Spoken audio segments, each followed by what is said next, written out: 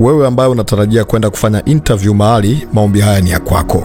Ikiwa unatarajia kwenda kufanya interview mahali au ulifanya interview na hujapewa majibu yoyote wala hujatafutwa kwa namna yote, basi maombi haya ni ya kwako. Nikukumbusha jambo hili, elimu peke yake haitoshi kama hakuna kibali.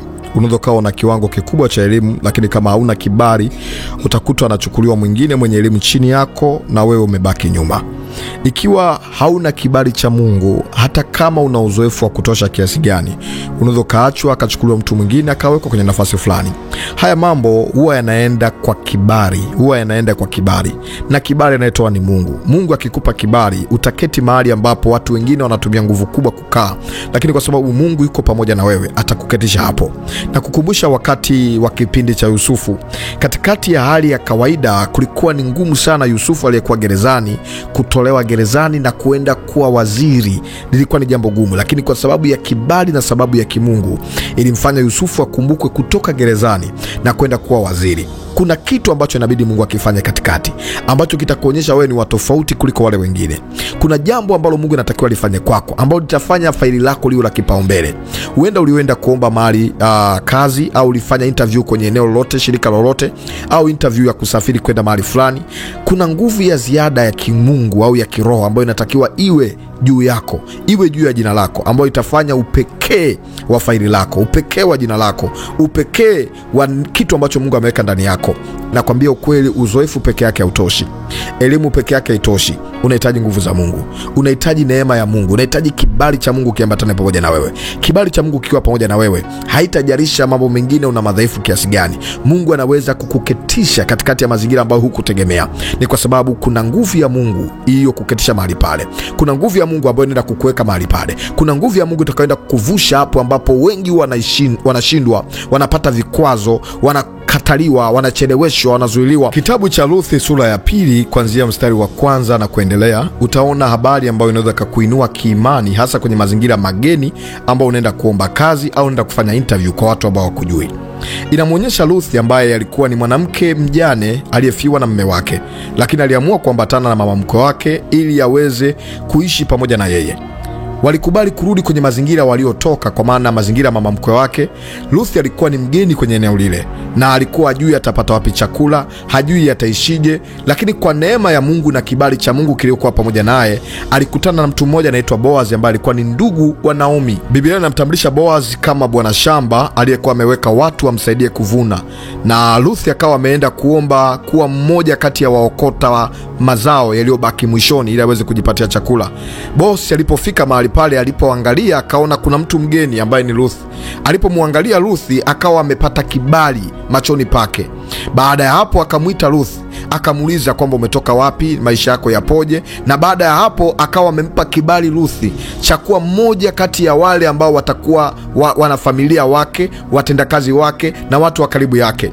Ruthi alikuwa ni mgeni, lakini katika mazingira yale alipoenda kwa namna ambayo alionekana kama ni mtu duni kabisa, akapata kibali kwa bosi na akafanywa kuwa mmoja wa familia, akafanywa kuwa mmoja wa watu wa mahali pale, mmoja kuwa watu wa wavunaji au watendakazi wa mahali pale, na akafanywa kuwa mmoja kati ya watoto ambao ni wa thamani na kula pamoja na meza ya mkubwa. Kumbe kuna namna ambayo ukiwa na kibali cha Mungu, ukiwa na neema ya Mungu, unaweza kaenda mahali ambapo kikawaida ni ngumu kupenya, lakini kwa kuwa umemuomba Mungu na Mungu yuko pamoja na wewe, Mungu akakupa kibali, akakuketisha na wakuu, akakukutanisha na watu ambao hukutegemea.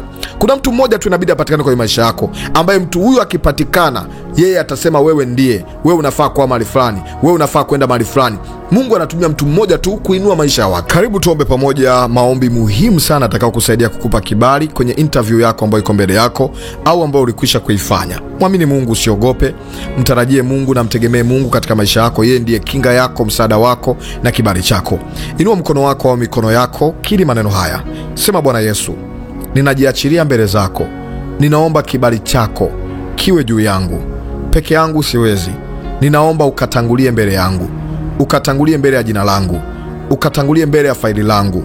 Ninaomba kibali cha kuonekana, cha kupata kazi, cha kutambulika, cha kufanyikiwa katika jina la Yesu. Ninakataa roho ya vizuizi, kucheleweshwa, kukataliwa kwa jina la Yesu.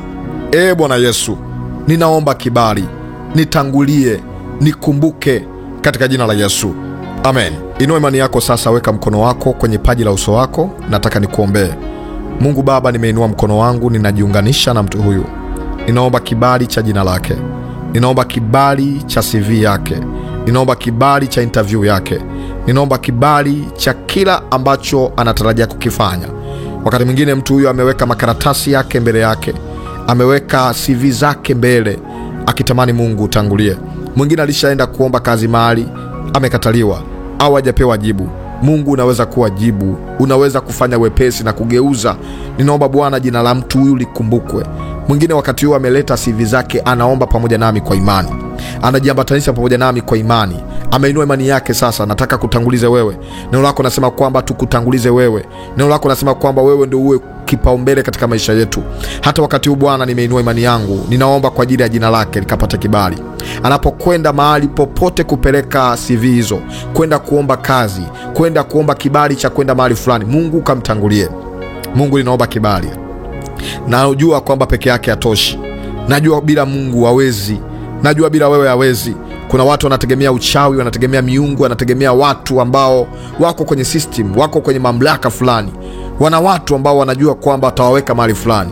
Mungu, huyu mtu hana msaada wowote. Hana mtu yoyote anayemjua huko. Hana mtu yoyote ambaye atampa wepesi kwamba akae mahali fulani. Ni wewe peke yako anakutegemea. Ninaomba maombi haya yapate kibali mbele zako. Kama kuna wakati unasikia maombi ya makuhani, basi wakati huu sikia maombi yangu kwa ajili ya mpendwa huyu. Mtu amehangaika, amechoka, moyo wake umeinama, moyo wake umeugua, anategemewa kwenye familia, anatamani atatue mambo mengi, anatamani afanyikiwe ili aweze kuinua wengi. Baba, najua ukimketisha pale ataenda kulitukuza jina lako. Atasema bila Mungu singeweza kuwa mahali hapa. Ni Mungu tu ambaye ameniketisha hapa. Mungu muinue na mfanyie wepesi ili julikane kwamba kuna Mungu na wakatisha watu mahali. Mungu kamketishe mahali hapo. Mpe kibali mbele ya wakuu hao. Mpe kibali mbele ya watoa maamuzi, watu wanaojua kutoa maamuzi. Huenda kuna watu wanaweka vipaumbele vyao vya mionekano yao, mionekano ya majina yao, taarifa mbalimbali ambazo zimetangulia. Mungu, ninaomba kibali cha mtu huyu kikawe cha kipekee, kama ulivyompa kibali Ruthi katikati ya mazingira ya ugeni, akakumbukwa, akaonekana. Nami naomba kibali cha Mungu kiwe juu yako. Mungu aitakase sura yako, usionekane kama mtu wa kukataliwa, usionekane kama mtu usiyefaa, ukaonekane kwamba ni mtu unayefaa, unayestahili. Jina lako likakumbukwe mahali popote pale ambapo jina lako linatakiwa liwepo. Huenda kuna mahali ambapo ulikuwa unangojea kazi kwa muda mrefu, unasema Mungu likumbuke jina langu lionekane. Ninakuombea Mungu akalikumbuke jina lako, faili lako likawe mbele, faili lako likapewe kipaumbele, faili lako likaonekane, taarifa zako zikaonekane. Mungu akukumbuke, Mungu akuonekanie, Mungu akupe kibali. Kama kuna uchawi, uganga na mizimu, vishindwe kwa jina la Yesu. Kama kuna watu wanatumia nguvu za kipepo, nguvu za kienyeji kufanya uharibifu na kukuzuia, natuma moto na radi vikapige miungu hiyo, vikapige kucheleweshwa huko, vikapige kuzuiliwa huko. Haijalishi umekataliwa mara ngapi, haijalishi umezuiliwa mara ngapi, na kuombea kibali cha Mungu. Pokea kibali. Pokea kibali kwa imani. Pokea kibali kwa imani. Pokea kibali kwa imani. Mungu akupe kibali kwenye jambo lolote ambalo umeapply, popote pale, chochote kile. Mungu akusaidie. Kama uko na CV zako zikamate, uko na makaratasi yako yakamate. Mungu akukumbuke, jina lako likakumbukwe, jina lako likakumbukwe, faili lako likaonekane, familia yako ikakumbukwe, nyumba yako ikakumbukwe. Mungu akutetee. Nimeinua mikono yangu, ninakuinua mbele za Bwana. Ninakuinua mbele za Bwana. Kama wakati ule ambao Musa alimhitaji Huri na Haruni ili wainue mikono yake asichoke, nami nainua faili lako likaonekane, ukapewe kipaumbele, ukapewe favor katika jina la Yesu Kristo aliye hai. Ninakuombea kibali cha Bwana kiwe juu yako, kibali cha Bwana kiambatane pamoja nawe. Pokea kibali, pokea kukumbukwa, pokea kuonekana, pokea kukumbukwa kwa jina la Yesu. Utakapoenda mahali pale, Mungu akupe ujasiri. Pokea ujasiri. Roho ya hofu, mashaka na kukataliwa na kemea. Roho ya kukosa confidence, kukosa ujasiri, kujiamini, toka wewe pepo mchafu. Toka roho ya hofu, toka roho ya mashaka, toka roho ya kumuondolea mtu huyu kibali cha maneno. Mungu akukumbushe, Roho Mtakatifu akuwezeshe ukakumbuke maneno ya msingi yale utakaohojiwa. Mungu akupe ujasiri, akupe kibali, akupe neema, akupe wepesi. Roho ya hofu, moyo kwenda mbio, mashaka, toka wewe pepo mchafu, toka kwa jina la Yesu na kukataa. Swali lolote utakaoulizwa, Mungu akupe wepesi. Mungu akafungua akili yako kwa haraka. Malaika wa zamu wakakupe ujasiri. Pokea neema kupata ujasiri. Pokea neema kupata ujasiri. Roho ya hofu na kuogopa na iondoa. Mungu akupe wepesi. Mungu akukumbuke, akupe kibali. Pokea kibali ukafanyikiwe. Na tabiri ukafanyikiwe. Na tabiri ukafanyikiwe. Na kutabilia kama Bwana ishivyo. Ukafanyikiwe, ukapenye kwa jina la Yesu. Ukapenye katikati yao. Ukapita katikati yao. Ukaonekane katikati yao. Haijalishi unatumia nguvu gani, miungu gani, haijalishi wamesimama na vitu gani. Mungu akawe msaada wako. Mungu akakutambulishe. Mungu akakuonekanie. Mungu akakutangulie mbele. Pokea kibali, mtu wa Mungu. Pokea kibali. Pokea kibali, mwana wa Mungu. Pokea kibali, usiogope. Mungu anaenda kutendea jambo jipya. Unaenda kufanyikiwa. Unaenda kuvuka. Haijalishi ulizuiliwaga mara ngapi. Simu yako na namba yako ya simu na email yako naiombea ikaonekane, ikakumbukwe. Nakataa faili lako kustack.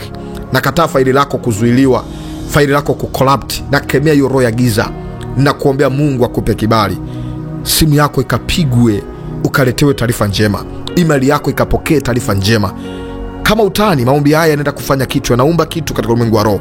Utanipa ushuhuda, mtu wa Mungu. Mungu anatenda nini na ametenda na imekuwa kwako. Kama unaamini sema amen na amini kwa jina la Yesu. Mungu akubariki. Naitwa mwombezi Pastor Godwin Ndelwa. Nilikuwa naomba pamoja na wewe, na hakika Mungu ataenda kutenda sawa na haja ya moyo wako. Utaleta ushuhuda kwa matendo makuu ya Mungu aliyotenda katika maisha yako. Unatamani kunitafuta moja kwa moja au kuwasiliana nami moja kwa moja, huduma naitoa kwa njia ya WhatsApp. Ingia WhatsApp kwa namba hiyo iliyoandikwa WhatsApp, niandikie jina lako, ushuhuda wako au kile ambacho unatamani tuendelee kukiombea zaidi, na Mungu atakubariki.